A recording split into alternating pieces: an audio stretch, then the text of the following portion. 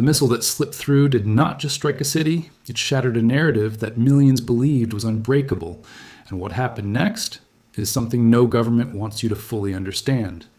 Because when a single ballistic missile hits without interception in one of the most defended airspaces on Earth, it raises a terrifying question that changes everything about this war and its future trajectory.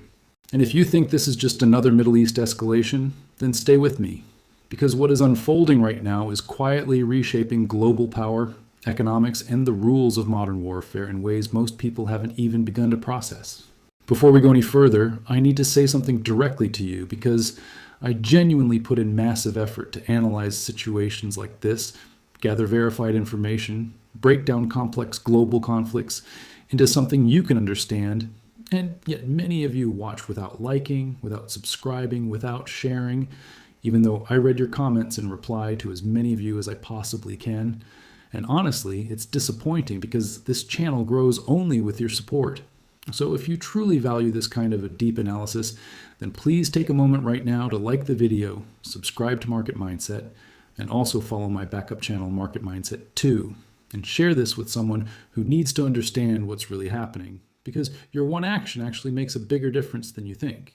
Now let's go back to the moment that changed the perception of this entire war, when an Iranian ballistic missile struck Haifa and was not intercepted, leaving analysts questioning whether this was a system failure, a strategic gap, or something far more concerning. Because, according to reports, this wasn't an isolated incident, as additional strikes followed and fragments from interceptions still caused damage across more than 20 locations, proving that even successful defenses are no longer fully effective. And here's where the story becomes even more dangerous, because the war that began with coordinated strikes under Operation Epic Fury has now evolved into something far beyond a traditional military confrontation. Initially framed as a decisive weakening of Iran's capabilities, the reality on the ground is telling a completely different story that contradicts official narratives from multiple sides. Over 5 weeks into the conflict, Iran has launched more than 500 ballistic missiles. And while the rate of fire decreased, the effectiveness and strategic adaptation of those attacks has actually increased. Which means this is no longer about quantity, but about smarter, more destructive deployment methods that are overwhelming even advanced defense systems. And this is where most people misunderstand what's happening.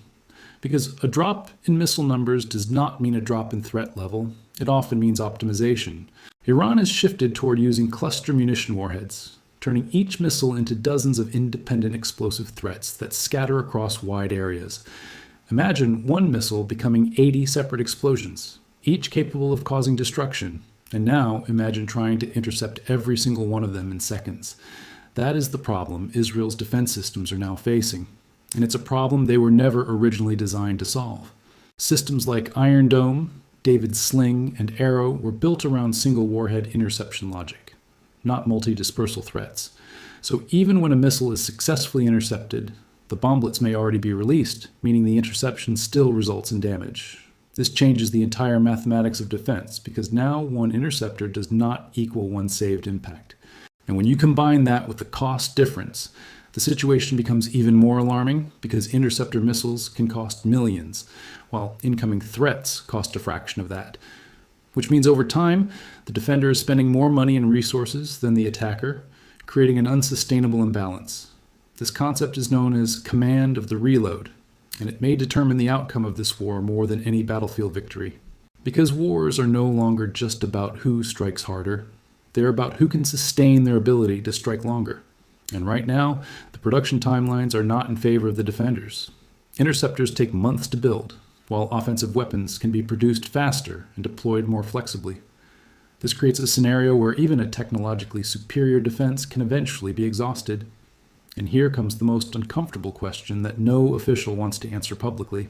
What happens when a country runs out of interceptors before its enemy runs out of missiles? Because if that moment arrives, the entire defensive shield collapses almost instantly. Now add another layer to this situation, and things escalate from regional to global very quickly. The Strait of Hormuz, one of the most critical energy routes in the world, has been disrupted. This single choke point carries around 20% of global oil supply. And when that flow is interrupted, the impact is not limited to one region, it spreads across the entire global economy. Oil prices have surged dramatically, triggering ripple effects in transportation, manufacturing, and food production. Fertilizer prices have jumped, supply chains are tightening, and even countries far from the conflict are starting to feel the pressure. This is why analysts are calling this not just a military war, but an energy war with worldwide consequences. Because every fuel station, every shipping route, and every central bank is now indirectly connected to what's happening here. And while ceasefire talks are being discussed, the reality is far more complicated than headlines suggest. Iran has rejected temporary agreements and is demanding guarantees that hostilities will not resume. Israel, on the other hand, is preparing further strike options, signaling that escalation is still very much on the table. Meanwhile, the United States has issued warnings and deadlines, increasing the risk of a broader confrontation. And when major global powers are directly or indirectly involved, the stakes rise exponentially. Because this is no longer just about two countries. It's about alliances, influence, and global positioning. Add to this the attacks on U.S. bases, disrupted military operations and evacuations, and you begin to see how wide this conflict has spread. Even regional actors are being pulled in with missile interceptions occurring in neighboring countries, which means the idea of containment has already failed. And once a conflict reaches this level, de-escalation becomes significantly more difficult. Now let's revisit the contradiction that lies at the center of this entire situation. Official statements claim that Iran's capabilities have been heavily degraded, but intelligence assessments suggest that a large portion of their missile infrastructure remains intact. That means either the threat is being underestimated publicly or overstated strategically. And in both cases, the consequences are extremely serious, because misjudging your opponent in a conflict like this can lead to catastrophic decisions, especially when the weapons involved can reach cities, economies, and critical infrastructure within minutes. And as the war continues, the gap between perception and reality is becoming more dangerous than the missiles themselves. Because decisions are being made based on narratives, not always on ground truth. And that is how conflicts spiral beyond control.